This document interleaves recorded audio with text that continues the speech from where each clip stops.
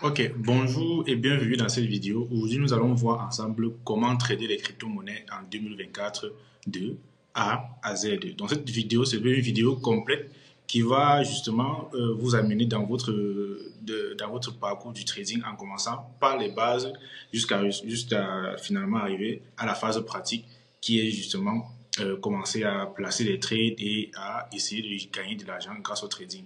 Donc, déjà avant de commencer, je m'en vais déjà donner un petit disclaimer parce que le trading, c'est pas une activité qui est faite pour tout le monde, c'est une activité qui est très risquée et selon les chiffres, on estime qu'à peu près uniquement 10% des personnes qui font du trading sont réellement rentables grâce à cette activité-là. Donc, vraiment, avant de vous engager sur cette voie-là, ayez conscience déjà que vous allez perdre de l'argent et ayez également la capacité, je dirais, de pouvoir supporter de perdre de l'argent. Donc, une fois que cela est dit, nous allons commencer, nous allons plonger dans le vif du sujet et voir justement ensemble comment débuter dans le trading des crypto-monnaies en 2024. Alors, avant même de parler de trading, avant de parler de trading à proprement parler, j'aimerais qu'on aborde ensemble un point très important, c'est la notion même de marché. Alors, c'est quoi un marché? Parce que le trading s'effectue sur un marché, que ce soit par exemple le trading de crypto-monnaies qui s'effectue sur le marché des crypto-monnaies, le trading de Forex qui lui s'effectue justement sur le marché du Forex, et également le trading qui va s'effectuer sur le marché des actions, sur la bourse traditionnelle de façon beaucoup plus classique. Donc, chaque trading s'effectue, je dirais, s'effectue sur un marché bien précis. Dans notre cas, on va parler du marché des crypto-monnaies. Euh, le, euh, c'est quoi donc un marché? Un marché, c'est tout simplement, je dirais, un endroit où des personnes se retrouvent pour acheter et pour vendre un actif ou alors un ensemble d'actifs donnés. Dans le marché des crypto-monnaies, les personnes se réunissent pour vendre et acheter des crypto-monnaies. Il y a chaque jour des personnes qui achètent du Bitcoin, il y a des personnes qui vendent du Bitcoin. Et le trading, c'est tout simplement l'action même. Et la notion justement de trading, c'est tout simplement l'action d'acheter et de vendre un actif. C'est aussi simple que ça. Donc, lorsque peut-être vous achetez un téléphone à 250 000 francs et que vous le revendez à 300 000 francs, vous avez effectué une action de trading parce que vous avez acheté un actif moins cher et vous l'avez revendu beaucoup plus cher. Donc, le trading, c'est ça, c'est essayer d'acheter un actif moins cher et d'essayer de le revendre plus cher pour générer de la plus-value. Donc, ça, c'est la définition, je dirais, la plus simple et aussi même la plus concise qu'on puisse donner du trading. Donc, une fois maintenant que vous avez vu, qu'on a vu ensemble c'est quoi le trading et sur quel marché justement nous allons faire notre trading, il est important maintenant de comprendre aussi ce qu'est l'offre et la demande. Je pense que tout à l'heure on a dit sur le marché des crypto-monnaies, par exemple, on a des personnes qui achètent du Bitcoin, on a des personnes qui vendent du Bitcoin. Voilà, c'est d'un côté, on a ceux qui vendent, c'est l'offre, et on a ceux qui achètent, c'est la demande. Et c'est cette confrontation perpétuelle entre l'offre et la demande généralement qui fait la valeur d'un actif, qui donne le prix que vous avez sur un actif à l'instant T. Par exemple, qu'est-ce qui fait le prix du Bitcoin? Ce qui fait le prix du Bitcoin, c'est la confrontation justement entre les vendeurs pardon, d'un côté et les acheteurs de l'autre côté. S'il y a plus de vendeurs que d'acheteurs, le prix du Bitcoin, lui chute parce que l'offre qu'il y a sur le marché est supérieure à la demande. Par contre, s'il y a plus de demandeurs que d'acheteurs, que de vendeurs, c'est-à-dire s'il y a une demande beaucoup plus supérieure à l'offre qu'il y a de l'autre côté, là, le prix va s'apprécier parce que l'actif devient rare. Et c'est la rareté, justement, qui crée la valeur, qui fait la valeur, qui fait généralement pardon, la valeur d'un actif sur le marché. Donc, il faut prendre ces facteurs-là en compte et à n'importe quel moment, lorsque vous allez faire, par exemple, votre analyse de trading, et on va y arriver, comment vous allez faire justement l'analyse, vous devez prendre en compte est-ce que les conditions actuelles du marché font que l'actif que je veux acheter, l'actif que je veux trader est un actif rare ou alors c'est un actif où la demande est abondante sur le marché. Et c'est justement la réponse à cette question-là qui va également influencer votre stratégie de trading, qui va justement vous faire savoir si c'est le moment de vendre, vous à votre tour, ou si c'est le moment d'acheter. Donc, c'est important justement de comprendre ce qu'est l'offre, ce qu'est la demande et comment ça influence justement le trading parce que c'est un aspect, je dirais même c'est l'aspect clé qu'il faut comprendre au niveau des bases. Alors maintenant, au niveau de la différence entre le trading des crypto-monnaies et les autres formes de trading. Je pense que le trading des crypto-monnaies a ceci de particulier déjà que ça s'effectue sur un marché qui est très volatile, un marché encore relativement jeune, et qui, malgré le fait que c'est un marché qui a beaucoup évolué, reste très minime comparé au marché traditionnel, comparé aux bourses traditionnelles. Le marché des crypto-monnaies reste encore un marché assez minime et assez volatile. Donc, par exemple, le Bitcoin, vous allez avoir le Bitcoin, par exemple, la semaine dernière qui valait peut-être 70 000 dollars et qui la semaine d'après vaut dans les 64 000 dollars. Donc, à l'espace de 7 jours, l'actif a perdu près de 10 000 dollars, donc je dirais même près de 15% de sa valeur. Bon, je fais le calcul à tête élevée comme ça. Donc, près de 15% de sa valeur. Donc, sur le marché action, sur la bourse traditionnelle, vous allez rarement voir ce type de volatilité. Généralement, quand la bourse traditionnelle est trop volatile, elle varie de 4%, 5%. Là, vraiment, on considère que ça a été très volatile. Or, sur le marché des crypto-monnaies, une variation de 20%, 50%, c'est quasi quotidienne. Donc, c'est ça vraiment la différence qu'il y a avec le marché des crypto-monnaies. Et cette différence-là, au niveau de la volatilité, elle peut être considérée comme un obstacle, comme je dirais, un risque très élevé justement un risque très élevé de perdre de l'argent, ou alors elle peut être considérée comme un avantage pour justement surfer sur la volatilité et générer de la plus-value beaucoup plus rapidement que qu'on pourrait le faire sur le marché action.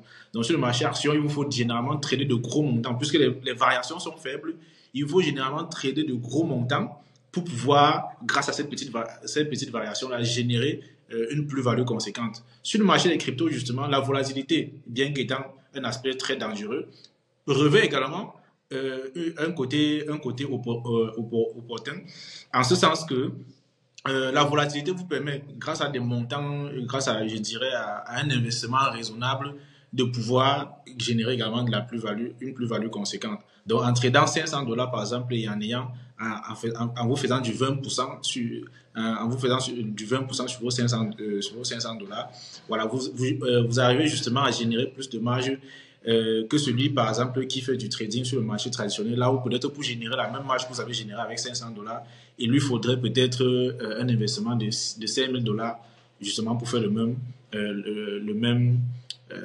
bénéfice. Donc, voilà à peu près pour ce qui est de la différence entre le trading des cryptos et les autres formes de trading. Donc, et les autres formes de trading sur les autres marchés, c'est de ça que je veux parler. Donc maintenant, quel type de trader êtes-vous? Donc avant même qu'on ne se lance justement dans cette démarche de trading, j'ai envie justement que vous vous posiez cette question.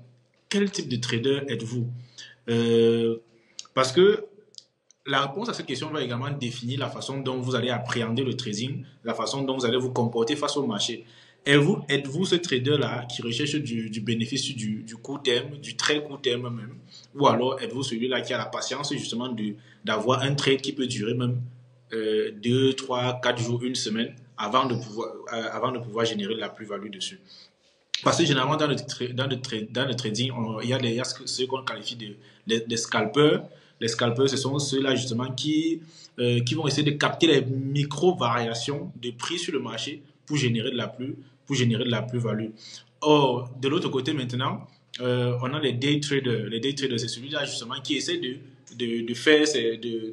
lancer, d'ouvrir et de clôturer ses positions de trading sur l'échelle d'une journée, donc sur l'échelle de 24 heures. C'est-à-dire, quand il se lève le matin, il s'assoit. Voilà, s'il a acheté par exemple du Bitcoin à 65 500 dollars, il espère justement que il va généralement s'arranger à ce que dans la journée, si le Bitcoin touche par exemple les 66 000 ou à 67 500 dollars, lui il revend dans la même journée et puis il réalise son bénéfice. Ça lui suffit. Ça, c'est pour le day trader.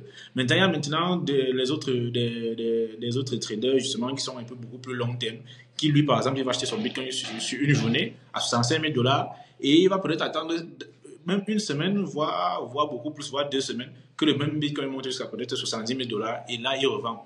Donc là, vous devez également vous positionner en fonction également déjà de vos objectifs personnels, en termes de rendement et et peut-être de votre aversion au risque, peut-être si votre position dure beaucoup plus longtemps qu'une journée, voilà, ça va vous empêcher de dormir, ça va vous générer du stress, ainsi de suite, ainsi de suite. Donc, vous devez prendre tous ces paramètres en compte pour choisir si vous voulez opter par exemple pour du scalping, du day trading ou alors faire du trading un peu plus long terme. Donc, pour ma part, voilà à peu près déjà les petits points qu'on pourrait aborder en termes de, au niveau des fondamentaux, c'est-à-dire la notion, comprendre déjà ce qu'est un marché, comprendre le trading, comprendre l'importance de l'offre et de la demande qu'on a suffisamment martelé, la différence justement entre le marché crypto, sa spécificité au niveau de la volatilité et les autres marchés qui sont beaucoup plus stables mais qui restent également plus ou moins volatile à leur échelle, et également identifier votre profil de trading. Une fois que vous avez justement compris, je dirais cette base-ci, on peut maintenant aller vers vers le volet beaucoup plus pratique.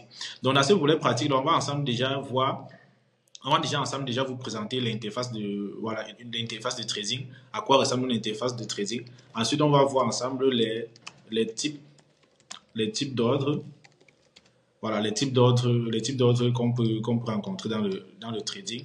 Et après, on va voir le trading spot versus le trading de futures. Voilà, trading spot versus trading future. Voilà, une fois qu'on a vu tout ça, on va faire maintenant une introduction à l'analyse technique.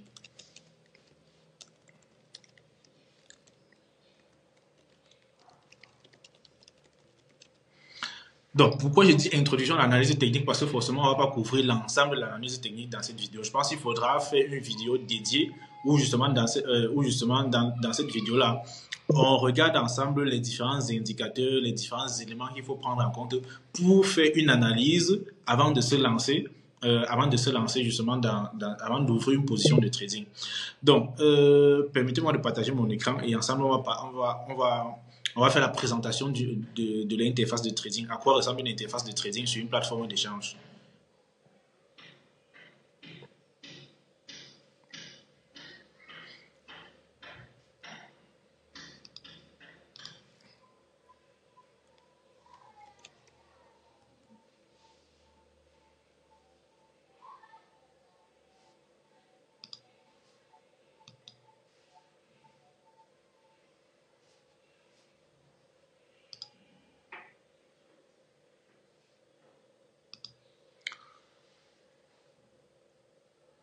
Ok, donc je vous partage mon écran. Donc là, par exemple, nous sommes sur CoinEx. Et là, donc je vais aller là je suis au niveau de la page d'accueil coinex.com/fr. Et puis pour tous ceux qui n'ont pas un compte CoinEx, je vous mets le lien dans le commentaire pour vous inscrire. Donc là, je pars maintenant sur trading, transaction au comptant. C'est ça qu'on appelle le trading spot. Donc le trading spot, c'est tout simplement, pour ceux qui ne savent pas ce que le trading spot, c'est tout simplement comme une sorte de marché traditionnel. Un peu lorsque vous allez au marché, vous avez la possibilité d'acheter par exemple des fruits, des articles et d'avoir justement ces articles physiquement là. Donc le trading spot, c'est ce marché-là où vous achetez justement des actifs financiers et que vous êtes bref, le vendeur vous livre concrètement l'article que vous avez acheté. Je pense que vous allez comprendre beaucoup plus la différence lorsqu'on va parler du trading futur, qui lui par exemple, par contre, lorsque vous achetez un article, vous n'avez pas l'article de façon tangible. Sur le trading spot, lorsque vous achetez du Bitcoin, voilà, vous avez le Bitcoin, vous pouvez retirer le Bitcoin et partir le garder dans votre portefeuille ailleurs. Or, sur le trading futur, lorsque vous achetez du Bitcoin, c'est pas réellement le Bitcoin que vous achetez, mais c'est tout simplement une sorte de montage financier que vous êtes en train de trader. Donc, allons-y rapidement. Transaction comptant. On va aller sur l'interface de trading spot et puis on va voir ça ensemble. Donc là, nous sommes au niveau de l'interface, donc on attend que la courbe charge. Donc on va choisir le Bitcoin. Donc là, je vais vous mettre le Bitcoin déjà pour faciliter la tâche. Ok.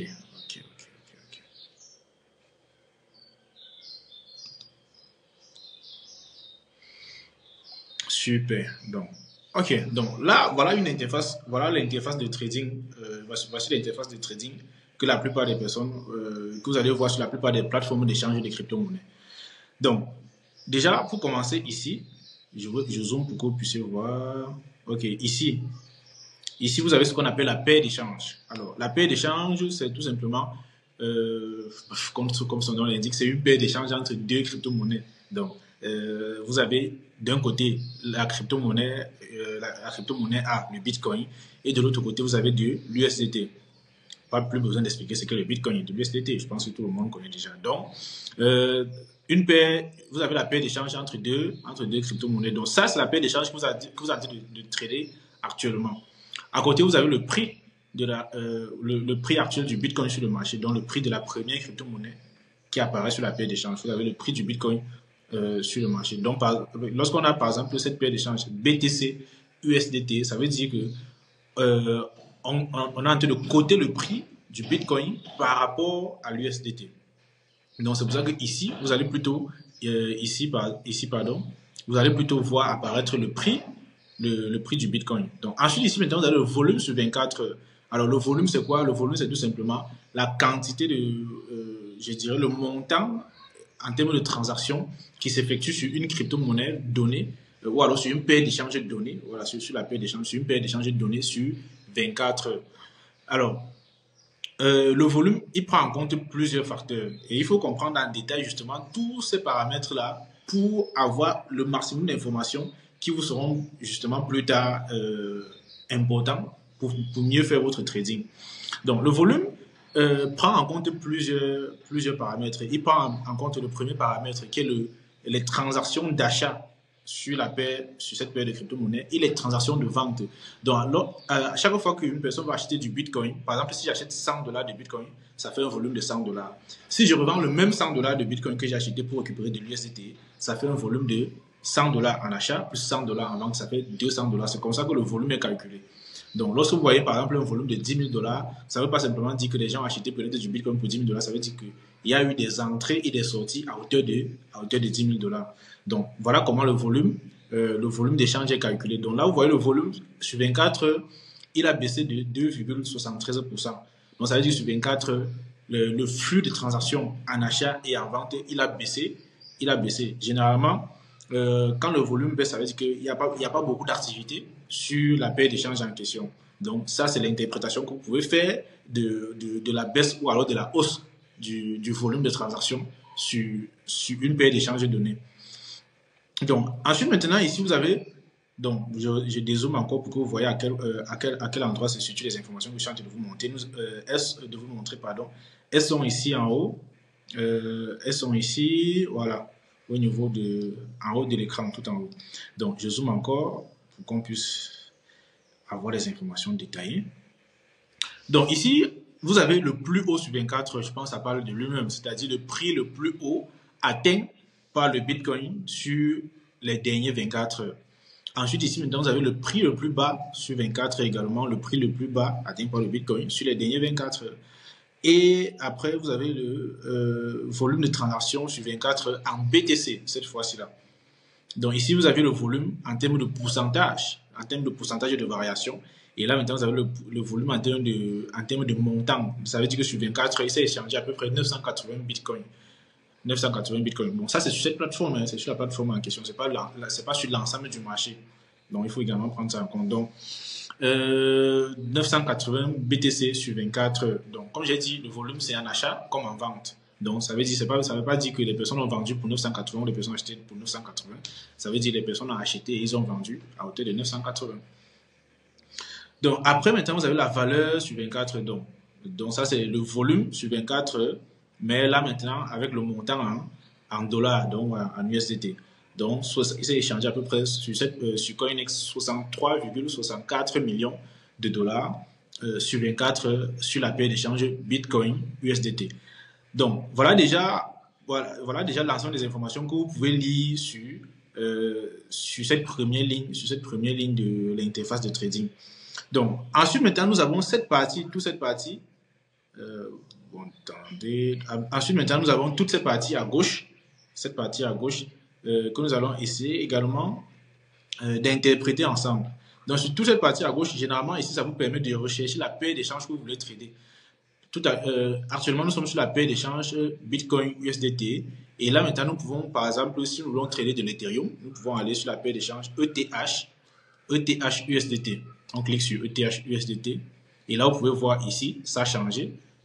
Pardon. Voilà, ici, ça a changé. Nous avons maintenant ETH USDT. Nous avons le prix de l'ETH, le volume sur 24, la variation du volume sur 24, le prix le plus haut, le prix le plus bas, le volume de transaction en nombre d'ETH et le volume de transaction en dollars.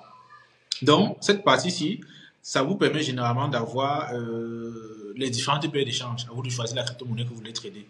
Donc, ici, maintenant, vous avez l'onglet favoris. Ici, dans favoris, justement, vous pouvez ajouter vos crypto-monnaies que vous voulez trader. Par exemple, vous pouvez avoir vos 5 crypto-monnaies de prédilection que vous tradez chaque jour. Donc, c'est beaucoup plus facile, par exemple, de dire, bon, je vais trader Bitcoin, je vais trader Ethereum, je vais trader Solana. Donc, je prends les 3 et je vais également, par exemple, trader le CET de CoinEx. Et là, je clique sur, voilà, ajouter aux favoris. Donc, ici, là, maintenant, au niveau des favoris, en un clic, je pourrais retrouver. Donc, excusez-moi. Donc, ici, au niveau des favoris, en un clic, je pourrais retrouver l'ensemble des crypto-monnaies que je veux trader. Donc, ensuite, maintenant, vous pouvez retourner. Ici, vous avez ici, maintenant, vous avez toutes les crypto-monnaies qui ont une paire d'échange avec l'USDT.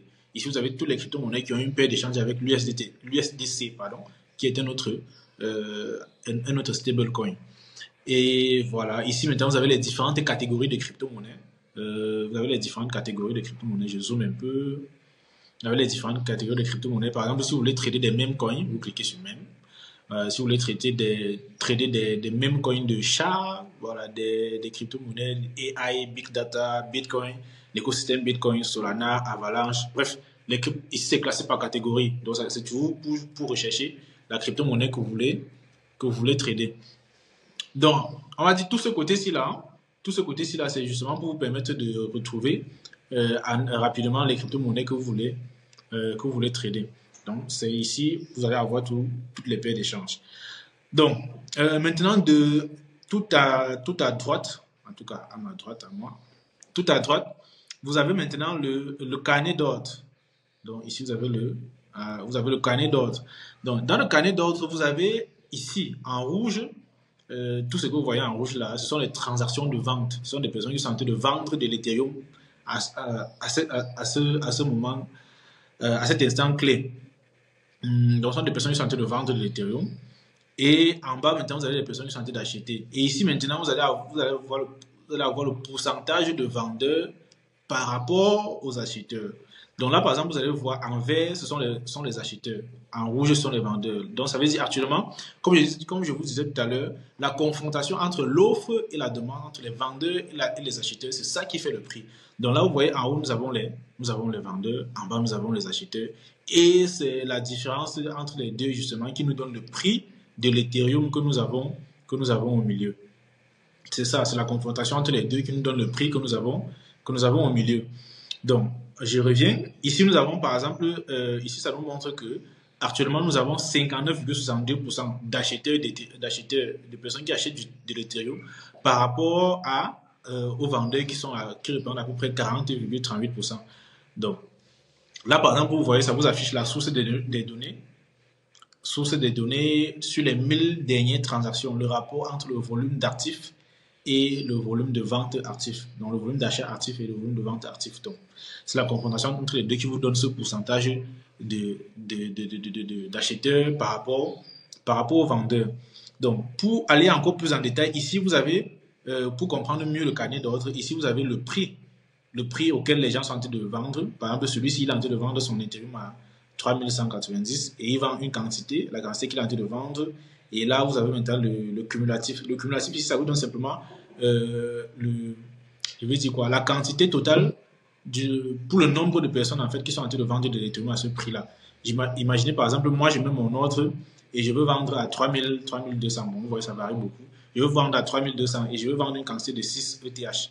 Maintenant, il y a une autre personne également qui met son ordre, il veut vendre également une quantité de 10 ETH au même prix que moi. Donc, ça va mettre son ordre ici dans le carnet et ça va mettre le cumulatif. Le cumulatif, maintenant, sera la quantité que lui veut vendre plus la quantité que moi je veux vendre. Bon, ça, c'est juste une information superflue, mais ça vous permet de comprendre beaucoup plus en détail le carnet d'ordre, qui est également très important. Donc, on continue. Donc, je pense que cette partie, si vous connaissez déjà la lire. Et ensuite, maintenant, on descend. On descend. Ici, maintenant, nous avons les acheteurs. Donc, c'est pour ça qu'ils sont en vert. C'est l'équipe qu'on veut. On veut que les gens continuent à acheter pour que le prix monte. Donc, ici, nous avons les acheteurs. Donc, vous avez également le prix auquel ils sont en train d'acheter. Là, par exemple, vous voyez celui-ci, il est en train d'acheter au prix du marché. Voilà le prix du marché actuellement. Il achète à ce prix. Et la quantité qu'il achète, le cumulatif pour tous ceux qui ont un autre au même prix que lui. Donc, voilà ce qui concerne le carnet d'ordre. Voilà pour le carnet d'ordre. OK. Donc, bon, pour le carnet d'ordre, je continue, je vous donne encore. Vous avez la possibilité, par exemple, de configurer à votre guise. Voilà, vous pouvez changer ici. Là, j'ai cliqué, ça m'affiche uniquement maintenant ceux qui achètent. Ça ne m'affiche plus les vendeurs. Donc, après, je peux cliquer ici, là, ça m'affiche uniquement les vendeurs et non les acheteurs. Ou alors maintenant, je reviens ici. Ça affiche tous les deux. Bon, je pense que ça, c'est la meilleure configuration. Ça permet d'afficher à la fois les vendeurs et les acheteurs. Ça vous donne en temps réel une vue de ce qui se passe sur le marché. Donc, nous avons vu cette partie ici, nous avons vu cette partie ici, nous avons vu cette partie ici, là. Il y a maintenant, nous allons maintenant arriver au niveau de l'interface principale que nous avons ici au milieu. Alors, ici déjà, vous voyez, on écrit ici heure, 15 minutes, 1 heure, 4 heures, 1 jour, 5 minutes. Mais c'est quoi tout ça? En fait, ici, vous avez le graphique. Vous avez le graphique d'évolution du prix de l'Ethereum au fil du temps. Donc, ce graphique, en temps réel, il vous montre l'évolution du prix lorsque le prix varie. Ce graphique, on appelle ça s'appelle un graphique en chandelier. Voilà, en chandelier. Et chaque petit morceau de carré que vous voyez ici,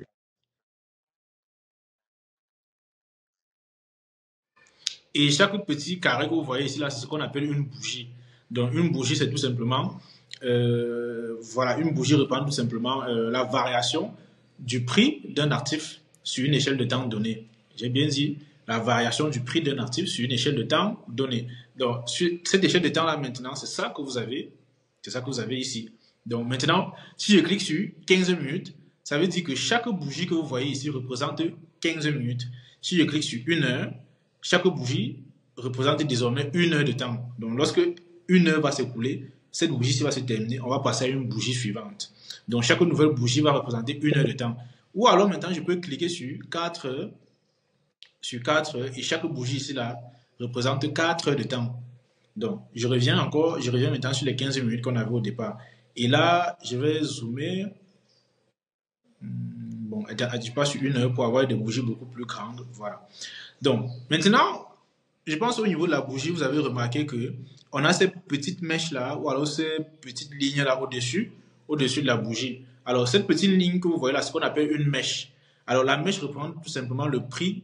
Quand la mèche, par exemple, est au-dessus, représente simplement l'extrémité, le prix le plus haut, le prix le plus bas atteint par un actif au cours de la période de temps que représente la bougie. Donc, si la bougie représente 15 minutes, c'est que cette mèche-là représente simplement le prix le plus haut atteint par la bougie au courant des 15 minutes. Donc, une bougie verte signifie justement que pendant les 15 minutes ou alors pendant la durée de la bougie, là nous sommes sur 1 heure, pardon, donc pendant les 1 heure que représente la bougie, le prix de l'actif a évolué. Donc, par exemple, le prix est passé peut-être de 3200 à 3400. Donc, le prix de l'actif a évolué pendant la période de la bougie. Maintenant, une bougie rouge, pardon, à contrario, signifie simplement que le prix de l'actif a baissé pendant cette période-là. Donc, pour partir encore plus en détail, ici, par exemple, je ne sais pas si mon écran est zoomé suffisamment. Apparemment, je ne peux pas zoomer plus que ça. Ok. Désolé. Apparemment, je ne peux pas zoomer plus que ça. Donc, on va faire avec ça comme ça. Donc, j'espère que vous voyez quand même mon écran. Là, prenons cet exemple. Vous avez, par exemple, ces deux bougies. Cette bougie, si par exemple, la façon dont vous allez la lire simplement, c'est que ici, ça c'est le début de la bougie. Donc là, vous avez le corps de la bougie qui s'arrête. Ça c'est le début. Puis c'est une bougie rouge. Le début pour la bougie rouge, c'est au-dessus. Donc, sur cette bougie, au début de cette bougie, on avait l'Ethereum qui était à 3199. Vous pouvez le voir sur le côté en noir. Et après, le prix a chuté jusqu'à toucher les 3000, voilà, 3173. C'est là où vous voyez l'extrémité de la mèche. L'extrémité de la mèche, c'est le prix le plus bas que l'artiste a atteint pendant cette période de temps-là. Et ensuite, maintenant, le prix de clôture. Le prix de clôture de la bougie, c'est ici, au niveau de la fin du corps de la bougie, donc 3178. Donc, maintenant, le prix de clôture ça représente maintenant aussi le prix d'ouverture de la prochaine bougie. De la prochaine bougie, elle ouvre au prix de clôture de la bougie précédente. Donc, maintenant, ici, le prix d'ouverture pour la prochaine bougie, voilà, vous voyez, il est à peu près 3178, 3179, 3178, voilà, c'est ça. Donc, maintenant, pendant cette période-là, vous pouvez voir la mèche qui monte jusqu'à 3189. Ça veut dire pendant cette période-là, le prix de l'Ethereum est quitté de 3178, c'est monté quand même jusqu'à 3189. Après, avant de redescendre, puisque c'est une bougie rouge, ça a clôturé en perte, donc à un prix moins que celui de la bougie précédente. Donc après, ça a chuté jusqu'à toucher les 3140, c'est-à-dire le prix le plus bas que la bougie a atteint pendant cette période de temps-là. Et ensuite, c'est venu, et ensuite maintenant la bougie a clôturé à 3148, donc le prix de clôture. Donc, voici comment on lit une bougie. Ici, ça c'est le prix d'ouverture. Donc, l'extrémité du haut d'une bougie rouge, c'est son prix d'ouverture. L'extrémité du bas d'une bougie rouge, c'est son prix de fermeture. Et la mèche du bas, c'est le prix le plus bas atteint. La mèche du haut, c'est le prix le plus haut atteint. Maintenant, pour une bougie verte, la bougie verte, elle commence en bas. Son prix d'ouverture, c'est ici. Elle ouvre son prix d'ouverture ici et voilà son prix de clôture. Ici. Et ici, vous avez le prix le plus haut atteint. Et en bas, vous avez le prix le plus bas atteint. Donc, voilà à peu près comment vous allez lire une bougie. J'espère que mon explication a été assez explicite. Voilà, n'hésitez pas en tout cas si vous avez des points d'ombre à vous exprimer en commentaire. Ce sera un plaisir pour moi de vous envoyer des ressources qui peuvent vous permettre de mieux analyser, de mieux comprendre tout ceci. Donc, ça déjà c'est pour l'interface. Donc, comme je disais ici là, vous avez l'heure qui vous permet justement simplement d'avoir la représentation graphique qui correspond à ce que vous voulez. Donc, si vous voulez avoir des bougies de 15 minutes, vous cliquez sur 15 minutes. Si vous voulez avoir des bougies de 4 heures, vous cliquez sur 4 heures. Et en réalité, si vous voulez aller beaucoup plus loin, vous cliquez ici et vous allez avoir même des bougies de 1 mois, 3 jours, 6 heures. Et pourquoi tous ces paramètres-là? C'est quoi la différence? Pourquoi je dois utiliser une bougie de 15 minutes plutôt qu'une bougie d'une heure? En fait, la réponse réside justement dans le type de trading que vous faites. Est-ce que vous êtes en train de faire du trading court terme, par exemple du scalping, ou alors vous êtes en train de faire du day trading, ou alors vous faites du trading sur une échelle de temps beaucoup plus longue que ça. Donc c'est justement partant de là que vous allez choisir l'interface qui vous convient. Par exemple, pour une personne qui est en train de trader, qui est en train de faire du scalping, il veut capter la moindre variation de prix qu'il y a sur le marché. Donc forcément pour lui, il veut des bougies beaucoup plus courtes, des bougies de 5 minutes, des bougies de 2 minutes, des bougies de 1 minute même, qui lui permettent justement, comme vous voyez, de suivre le marché en temps réel. Là, vous voyez, avec une bougie de 15 minutes, je peux presque voir ce qui se passe sur le marché en temps réel. Je peux voir pratiquement la bougie se dessiner devant mes yeux.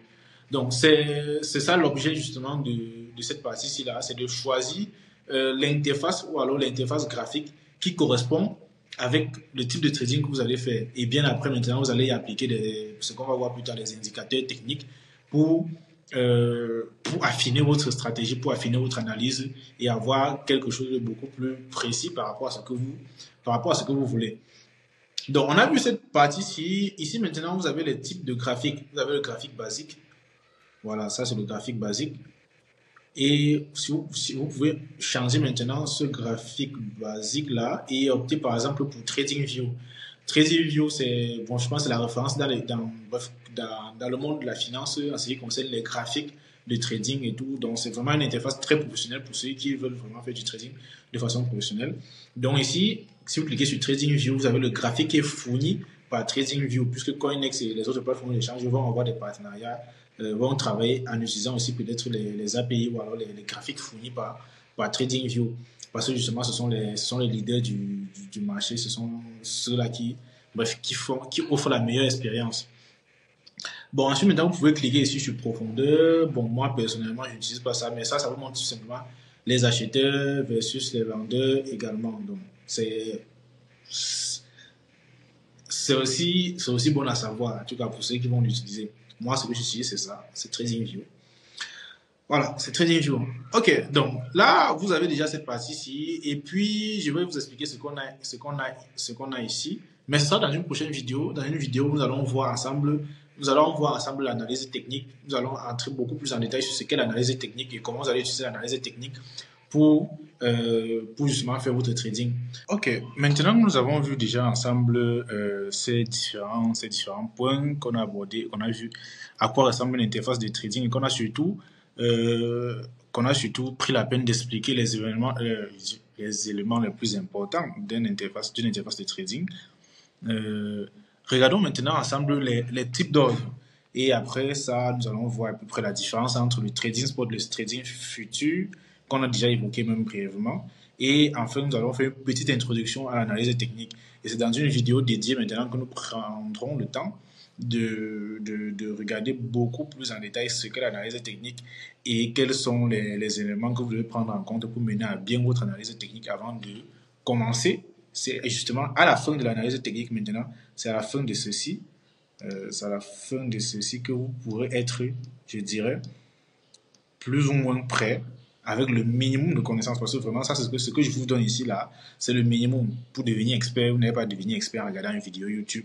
Voilà, c'est après ça maintenant que vous devez justement approfondir vos connaissances sur le sujet, justement en apprenant davantage sur l'analyse technique, en vous formant davantage sur l'analyse fondamentale et en étant connecté au marché pour avoir en temps réel les différentes informations qui vous permettront de prendre des décisions éclairées. Donc, je dirais ça à partir d'ici. Voilà, comme on a dit, début du trading.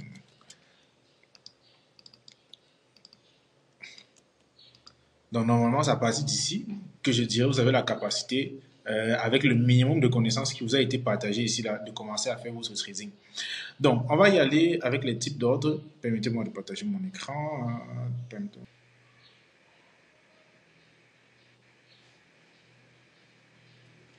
Ok. Donc là, on revient au niveau de notre interface de trading et on va regarder ensemble les types d'ordres. Alors, je vais vous partager 3 types d'ordres. On a déjà l'ordre à prix limité ou alors ce qu'on appelle en anglais l'ordre limit order. Nous avons également l'ordre marché, ce qu'on appelle également en anglais market order. Et enfin, nous avons l'ordre à prix stop limit qu'on appelle en anglais l'ordre stop limit. Donc, on va partir avec le plus simple, le plus couramment utilisé. Je ne dirais pas le plus couramment utilisé, mais le plus simple, qui est l'ordre marché, qui est l'ordre le plus simple à comprendre. Alors déjà, c'est quoi un ordre? Un ordre, c'est tout simplement une instruction que vous donnez à une plateforme d'échange ou à un broker d'acheter une quantité ou un montant donné d'un actif à un instant donné. Donc, supposons par exemple, vous voulez investir dans les cryptos, vous voulez investir dans le Bitcoin et vous avez, disons, $100 dans votre portefeuille. Donc, vous voulez acheter $100 de Bitcoin ou alors $100 d'Ethereum, par exemple. Donc, vous allez venir ici, là. Supposons maintenant également, dans un second temps, que vous voulez acheter votre Ethereum au prix actuel du marché parce que vous trouvez que le prix actuel du marché, eh bien, il vous convient, que c'est un prix raisonnable. Donc, actuellement, l'Ethereum est à 3130. Donc, vous allez simplement venir ici, là, vous avez vos $100 dans votre portefeuille et puis vous allez simplement écrire, vous allez simplement mettre ici le montant. Donc, je récapitule, vous avez ici là prix du marché. Donc, vous cliquez sur prix du marché déjà pour sélectionner le type d'ordre que vous voulez utiliser. Vous cliquez sur prix du marché.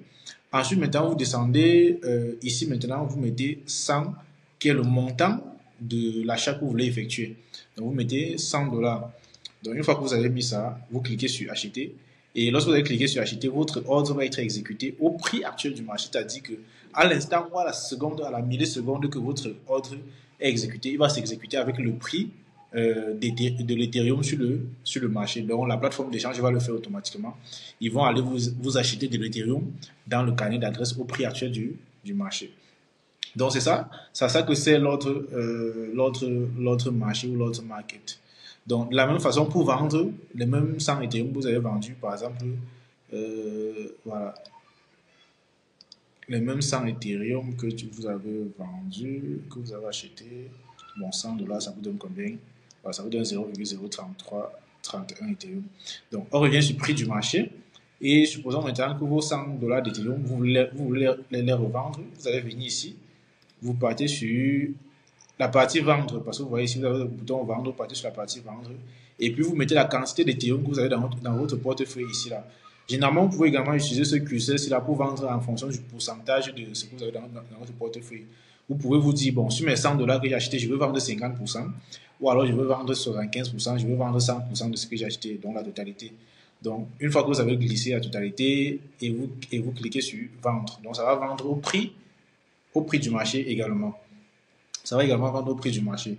Donc, voilà, en ce qui concerne l'autre marché, ça vous permet d'acheter et de vendre vos crypto-monnaies, ou en tout cas vos actifs au prix du marché. Donc, ensuite, maintenant, nous avons un deuxième type d'ordre qui est l'ordre à prix limité, qu'on a également appelé le limit order. Donc, vous cliquez sur prix limité. Lorsque vous cliquez sur prix limité, ici, là, en fait, la spécificité ou la particularité de ce type d'ordre en particulier, c'est qu'il vous permet justement de définir le prix auquel vous voulez acheter ou vendre votre crypto-monnaie. Donc là, par exemple, j'ai de l'Ethereum actuellement sur le marché qui vaut 3125 $. Moi, je me dis, peut-être ça va descendre encore plus bas. Voilà, ça va descendre encore plus bas. Vous pouvez justement avoir cette conviction-là basée sur un certain nombre d'éléments. Par exemple, peut-être le marché qui est dans une mauvaise situation et vous vous dites, ça va chuter beaucoup plus bas que ça. Donc, acheter maintenant, ce serait peut-être une bonne occasion d'acheter à un meilleur prix plus tard. Donc, je me dis, ça peut descendre même jusqu'à 2800 $. Et là, c'est à ce moment-là que moi je vais acheter. Donc, je mets 2800. Je vais acheter mon Ethereum à 2800 $ parce que j'estime que ça va descendre sur 2800 $. Et là, maintenant, vous pouvez fixer la quantité. Par exemple, je ne sais pas, je vais acheter 0,5 Ethereum, c'est-à-dire à peu près 1400. Dépenser à peu près 1400. Oh, la quantité, bon, disons, mettons un Ethereum. Voilà, disons que je vais acheter un Ethereum. Ou alors, je sais pas pourquoi je mets la virgule, ça ne prend pas. Bon, bref, ça ne prend pas, ça me dérange au niveau de la virgule. Peut-être mon clavier mal configuré. Donc, bref, je vais mettre un pour me faciliter la tâche. Donc, supposons par exemple, vous voulez acheter un Ethereum. Et là, vous cliquez, vous allez mettre un Ethereum ici, là. Ou alors, vous pouvez simplement mettre le montant que vous voulez dépenser. Par exemple, vous avez 200 $ ou 150 $ à dépenser. Vous mettez vos 150 $. Et là, automatiquement, ça vous met la quantité d'Ethereum équivalente que vous allez recevoir si vous achetez 150 $ d'Ethereum à 2800 $. Si vous achetez 150 $ d'Ethereum au prix de 2800 $. Donc voilà à peu près, une fois que vous avez configuré cela ainsi, vous cliquez sur acheter. Or, malheureusement, j'ai pas pris la peine de mettre des USDT dans mon portefeuille. Sinon, j'aurais cliqué sur acheter, vous aurez vu à quoi ça ressemble. Mais sinon, lorsque vous allez cliquer sur acheter, ici en bas, vous allez avoir ici en bas, au niveau de ordre actuel, vous allez simplement avoir une ligne d'ordre qui s'affiche ici là, pour vous montrer en fait que votre ordre a été placé. Et si maintenant le prix du Bitcoin, de l'Ethereum, chute jusqu'à 2800 $, votre ordre sera exécuté et là vous allez recevoir l'équivalent de vos 150 $ en Ether. Par contre, si la crypto, plutôt que de descendre, elle se met à monter, votre ordre ne sera jamais exécuté. Donc il va rester là indéfiniment jusqu'à ce que vous veniez l'annuler vous-même. Parce que notre limite, ça n'a pas de date d'expiration. Ça va rester là indéfiniment jusqu'à ce que vous veniez l'annuler par vous-même. Donc ça, c'est comment vous utilisez l'ordre limite. Ça, c'est comment vous utilisez l'ordre limite à l'achat. Donc maintenant, vous pouvez également utiliser l'ordre limite pour vendre votre crypto-monnaie. C'est-à-dire, je suppose par exemple que votre ordre d'achat de 0,05 Ethereum au prix de 2800 $ pour 150 $. pour un montant de 150 dollars, que votre ordre a été exécuté, que par chance, vous êtes Ethereum est descendu à ce prix-là, et maintenant vous voulez revendre ce que vous avez acheté, parce que vous avez vu que sur le marché, Ethereum est monté à 4000 dollars, donc du coup, vous êtes en train de réaliser du bénéfice. Donc, vous êtes pressé, vous êtes tout content de pouvoir partir vendre pour gagner. Donc, mais à 4000, vous estimez que bon, peut-être que ça peut encore monter un peu plus à 4200. Donc, voilà. Donc, vous voulez vendre peut-être à 4200. Disons, c'est comment vous voulez vendre à 4200. Alors, vous mettez 4200. Je zoome pour que vous puissiez voir. Vous mettez 4200, vous voulez vendre à 4200. Vous mettez ici dans le montant que vous avez acheté précédemment pour 150 dollars. Donc là, vous voyez, si vous avez acheté à 2008, votre Ethereum à 2800 dollars pour 150 dollars, vous le revendez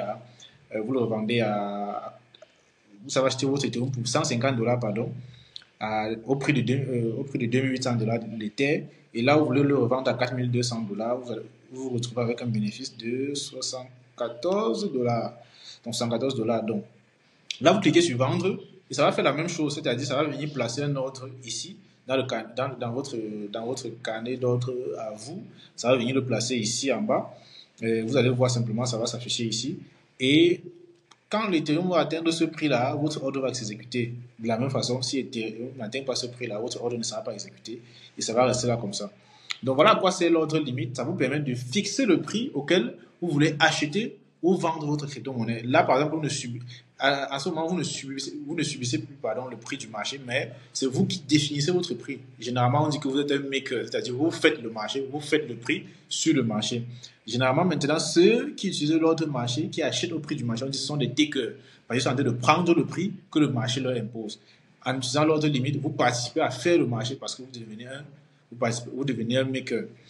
Donc, voilà en ce qui concerne les deux types d'ordres les plus couramment utilisés. Ça, c'est vraiment les deux les plus couramment utilisés. Pour la plupart des situations, en réalité, vous n'avez pas besoin d'un autre ordre que ces deux-là. Je pense que pour ma part, ce sont les deux que j'utilise couramment. Je me suis rarement vu utiliser un autre type d'ordre parce que vraiment, ces deux-là, c'est simple, c'est efficace, ça permet de faire ce qu'il faut faire. Surtout l'ordre limite, c'est vraiment celui que j'utilise le plus au quotidien. Bon, maintenant, pour ceux qui veulent approfondir, qui veulent un peu approfondir la chose, vous avez l'ordre de prix stop limit, l'ordre de stop limit, ou alors en anglais stop limit order.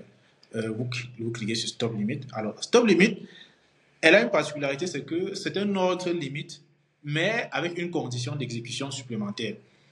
Donc, vous avez justement cette condition d'exécution supplémentaire, c'est ce qu'on appelle le prix de déclenchement. C'est le prix de déclenchement. Et maintenant, vous avez le prix d'exécution maintenant de l'ordre lui-même. Et vous avez maintenant la quantité. Pour l'ordre limite, on avait simplement un prix, une condition. C'est-à-dire si la crypto atteint tel prix, achète, ou si la crypto a tel prix, achète ou revend. Donc, bref, on avait une condition simple. Ici, maintenant, on a une condition de déclenchement. Donc, la condition de déclenchement, c'est la condition maintenant lorsque cette condition-là est vérifiée, la plateforme d'échange va maintenant partir inscrire dans votre carnet d'ordre à vous ici en bas, un ordre limite. Or, pour l'ordre limite, lorsque la condition était vérifiée, la plateforme d'échange exécutait votre ordre.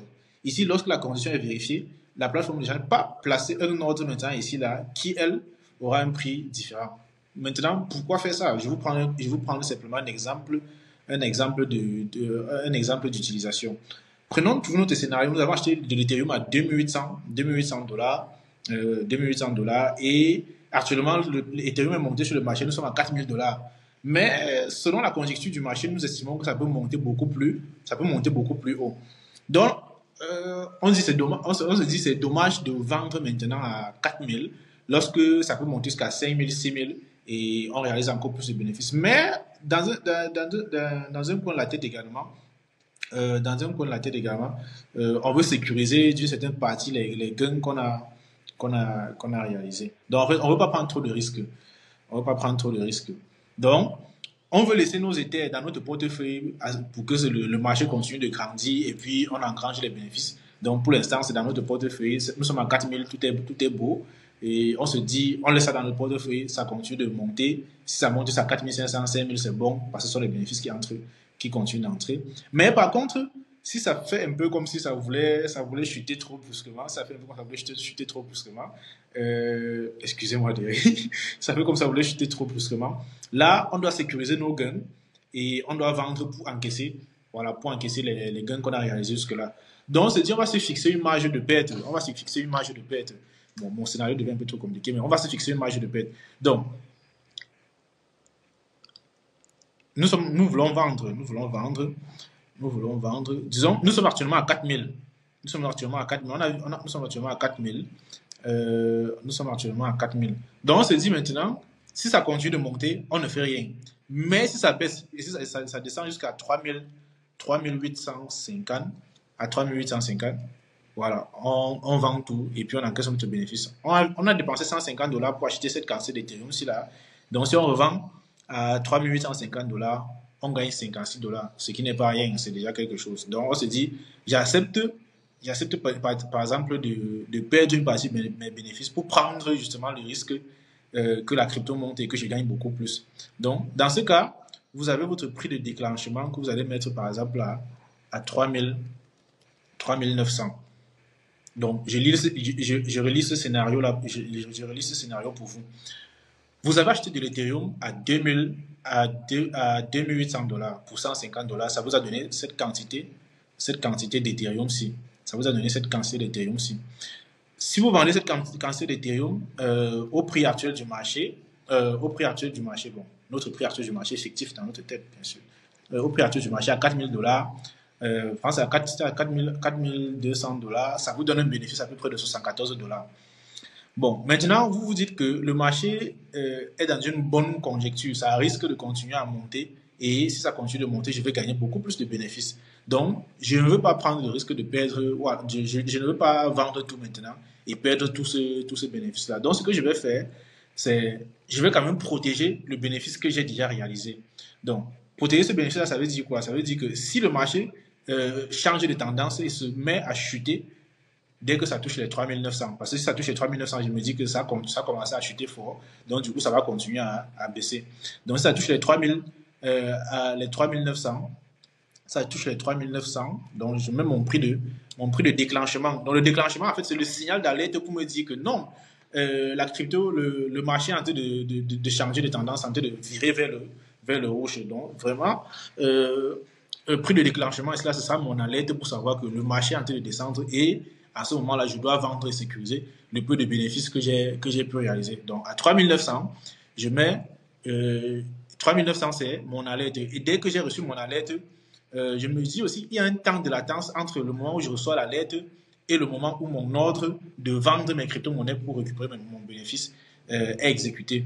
Donc, je vais mettre $50 de différence entre mon alerte et mon prix de vente. Donc, il ne faut pas mettre un prix de vente identique au prix de votre alerte.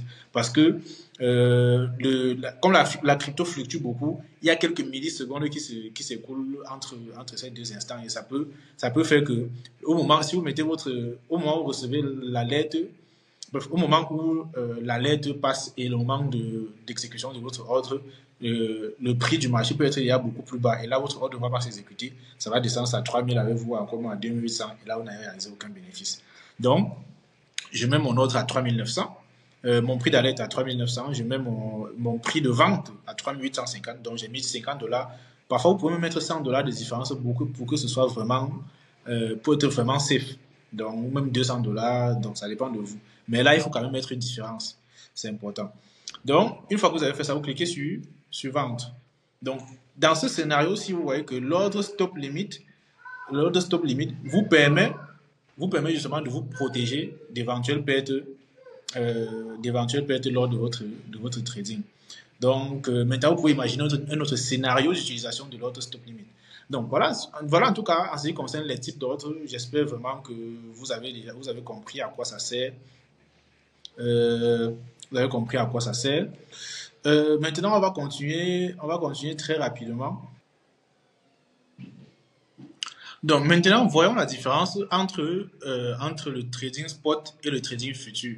Donc comme je disais tout à l'heure, le trading spot vous permet simplement d'acheter des actifs et de détenir réellement la contrepartie, c'est-à-dire d'avoir cet actif de façon tangible. Lorsque vous achetez du Bitcoin via le trading spot, voilà, vous avez réellement les Bitcoins dans votre portefeuille. Vous pouvez les retirer de la plateforme d'échange, vous pouvez les transférer à quelqu'un d'autre. Vous pouvez faire ce que vous voulez de vos Bitcoins parce qu'ils vous appartiennent. Vous les avez achetés de façon concrète. Par contre, le trading futur, lui, ne vous offre pas la contrepartie ou en tout cas le sous-jacent de l'actif que vous achetez. C'est-à-dire que lorsque vous achetez par exemple du Bitcoin via le trading futur, vous ne détenez pas réellement ce Bitcoin-là. Ce n'est pas un Bitcoin que vous pouvez retirer de la plateforme d'échange. Donc vous êtes simplement en train de faire le trading sur un contrat ou alors sur un actif financier qui est fictif. Donc c'est ça la différence entre les deux. Maintenant, l'avantage pour le trading futur, c'est que ça vous permet justement de pouvoir acheter et de vendre quelque chose que vous ne détenez pas. Donc, par exemple, sur le trading futur, vous pouvez shorter le marché, c'est-à-dire que vous pouvez voir, par exemple, que peut-être le Bitcoin va chuter et puis vous venez, vous mettez vos $200 et vous décidez de vendre du Bitcoin à découvert. En réalité, vous n'avez pas de Bitcoin dans votre portefeuille. Comment vous faites pour vendre du Bitcoin? Donc, c'est un peu ça l'avantage qu'offre le trading futur, c'est que vous avez la possibilité maintenant de vendre à découvert, en tout cas de vendre et d'acheter des actifs que vous n'avez pas, que vous n'avez pas vraiment détenir la contrepartie. Donc, si on reste au niveau de notre interface, ça c'est l'interface de trading spot. L'interface de trading futur ne sera pas réellement différente. Elle ne sera pas totalement différente en tout cas. Allons-y au niveau de trading futur. C'est ça. Trading de contrat à terme. Ok. Donc, sur le trading de contrat à terme, bon, on va fermer ça. Ok, donc sur le trading de contrat à terme, vous voyez, il y a maintenant ce paramètre-ci là qui entre en jeu. Vous avez acheter, qu'on appelle également long en anglais, et vendre, qu'on appelle généralement short. Donc, ce sont les deux termes qu'on utilise généralement pour dire on achète ou on vend. Donc, là, vous avez à peu près la même interface qu'on a déjà expliqué tout à l'heure. Maintenant, ici, vous allez avoir une différence au niveau des types au niveau de l'interface où vous placez les autres. Vous avez ici le TP et le SL qu'on appelle généralement le take profit et le stop loss. Take profit, c'est pour dire prendre vos profits, stop loss pour stopper les pertes. Donc, généralement, lorsque vous allez placer un ordre, vous allez configurer également les niveaux auxquels vous allez engranger vos bénéfices et aussi de notre côté les niveaux où vous allez stopper les pertes si vous jugez justement que vous perdez déjà trop d'argent. Mais ça on va le voir beaucoup plus en détail dans une vidéo vraiment dédiée au trading futur et également dans la suite de cette vidéo qui se veut introductive pour le trading. Donc voilà à peu près l'interface de trading futur et il n'y a pas une grande différence. Il n'y a pas une grande différence. Dans la prochaine vidéo où nous allons parler de trading, nous allons également parler d'effet de levier parce que l'effet de levier, justement, c'est un aspect très important du trading futur parce que l'effet de levier, ça vous permet d'investir avec un montant que vous n'avez pas réellement dans votre portefeuille. Avec le trading spot, si vous avez $100, vous ne pouvez acheter que $100 de Bitcoin. Ça, c'est parce que c'est la réalité, c'est le monde réel. Le trading spot, c'est le monde réel. Vous avez $100, vous achetez $100 de Bitcoin, vous gardez vos $100 de Bitcoin, c'est tout. Maintenant, pour le trading futur, vous avez la possibilité d'emprunter de l'argent plus ou moins au marché pour faire votre trading. C'est un peu bizarre, n'est-ce pas? Donc, vous pouvez avoir $100 dans votre portefeuille et vous allez décider, par exemple, que vous allez trader avec $500. Dans ce cas, vous utilisez un effet de levier qu'on va qualifier d'effet de levier fois 5. Donc, vous multipliez votre capital fois 5 et vous allez trader avec. L'objectif de multiplier votre capital, c'est d'avoir justement un capital beaucoup plus conséquent pour justement prendre des positions plus grandes. Et qui dit position plus grande dit également potentiel de retour sur investissement plus grand. Parce que si vous tradez avec $100 et que vous faites 20% de $100, 20% de $100, c'est $20. Or, si vous tradez avec $1000 et que vous faites 20% de $1000, 20% de $1000, c'est $200. Donc, vous voyez que si vous avez $100 dans votre portefeuille et que vous tradez uniquement avec les $100 que vous avez dans votre portefeuille et que vous faites par exemple 20% sur votre trade, vous avez gagné $20.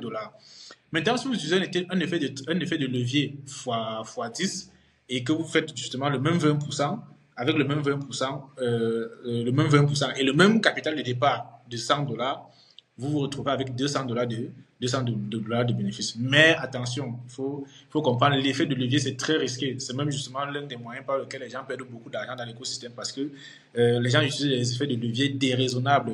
Je vois des gens utiliser des effets de levier fois 10, fois 20, fois 50. Ça, ce n'est ni plus ni moins que je dirais bref, on va dire quoi, du jeu de hasard. Parce que là, vous jouez avec je dirais, avec des outils vraiment qui sont très dangereux. Donc, il faut généralement se limiter à un effet de levier, raisonnable. Il faut généralement se limiter à un effet de levier raisonnable et peut-être x4, x2, x3. Ça, c'est raisonnable. Donc, voilà en tout cas ce qui concerne la différence entre le trading spot et le trading futur. Maintenant, nous allons aborder le dernier point pour clôturer cette vidéo, à savoir l'introduction aux outils d'analyse technique, justement, qui vont vous permettre d'analyser le marché pour savoir à quel moment vous devez acheter, à quel moment vous devez vendre et qu'est-ce que vous pouvez espérer en termes de retour sur investissement, en termes de marge que vous allez réaliser sur vos différents trades. Ok, donc maintenant nous allons faire une petite introduction à l'analyse technique, justement pour clôturer cette vidéo. Et dans une prochaine vidéo, nous irons beaucoup plus en détail sur l'analyse technique et également sur le trading futur. Donc, nous sommes ici sur TradingView. Donc, je vous ai parlé de TradingView tout à l'heure comme étant justement cette plateforme-là que les traders utilisent par prédilection pour justement mener à bien leur analyse technique. Et parfois, beaucoup tradent même directement en utilisant TradingView. Donc, ici, par exemple, nous sommes sur justement la paire d'échange Bitcoin USD, donc de Bitcoin contre le dollar. Donc là, nous avons le graphique du Bitcoin je pense que c'est sur 2 heures.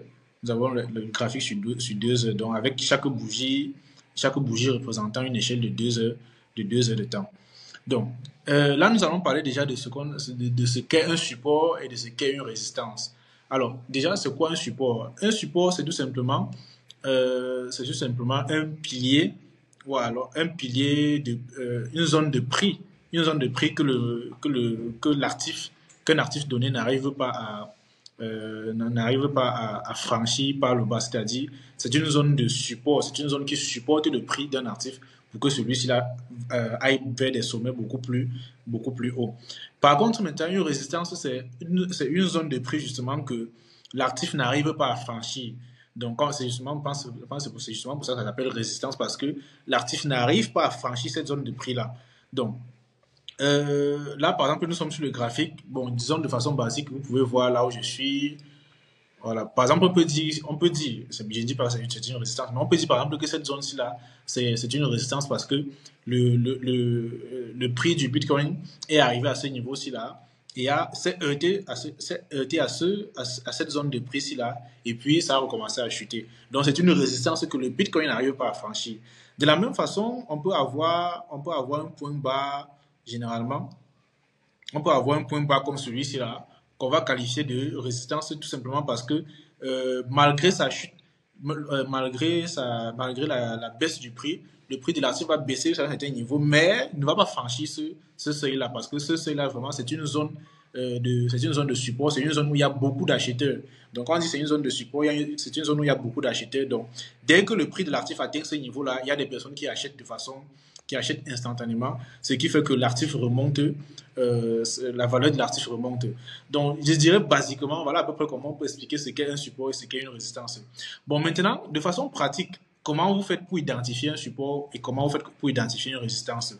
Je vais m'hasarder justement un peu à tracer une ligne de support pour vous montrer à peu près à quoi ça peut ressembler.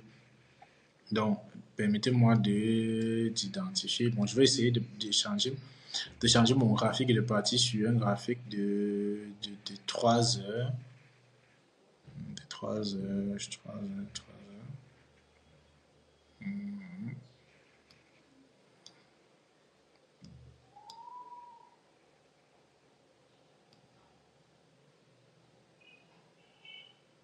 Ok, donc je vais essayer d'identifier, de tracer une résistance ici.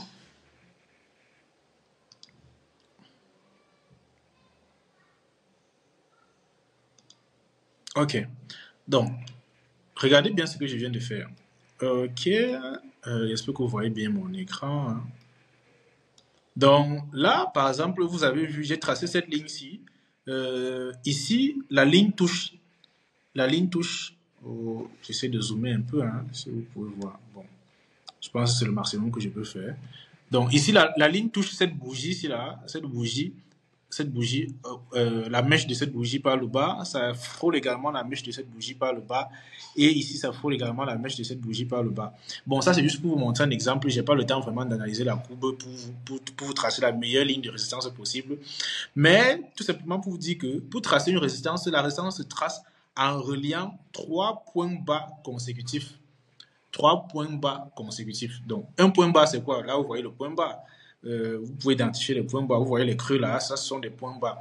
Donc, une fois maintenant que vous arrivez à identifier trois points bas consécutifs, et voilà, vous allez relier ces trois points bas là par une ligne, par une ligne comme celle-ci là, et ça vous permet d'identifier une résistance.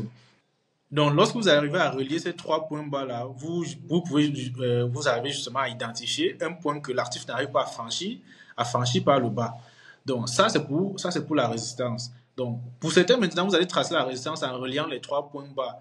Pour les trois points bas, en prenant en compte le corps de la bougie. Pour certains, ce sera en prenant en compte la mèche de la bougie. Donc, vraiment, ça dépend. C'est deux écoles de trading différentes. Donc, à chacun de choisir ce qui est vraiment. Mais pour ceux vraiment qui veulent généralement être les plus rigoureux, ils vont prendre la mèche de la bougie pour justement dire qu'ils prennent en compte toutes les variations de prix, par exemple, pour tracer leur résistance.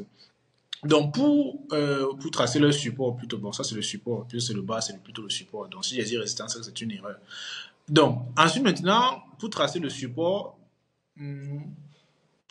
ça c'est le support. Bref, ça c'est le support, parce que c'est la ligne de support, c'est ça qui supporte le prix. Et la résistance maintenant, c'est plutôt vers le haut. Donc la résistance, c'est plutôt le point haut que le prix, que l'artiste n'arrive pas à franchir vers le haut. Donc on va essayer d'identifier, je dirais, on va essayer d'identifier une résistance. Bon, essayons, partons toujours ici. Ok.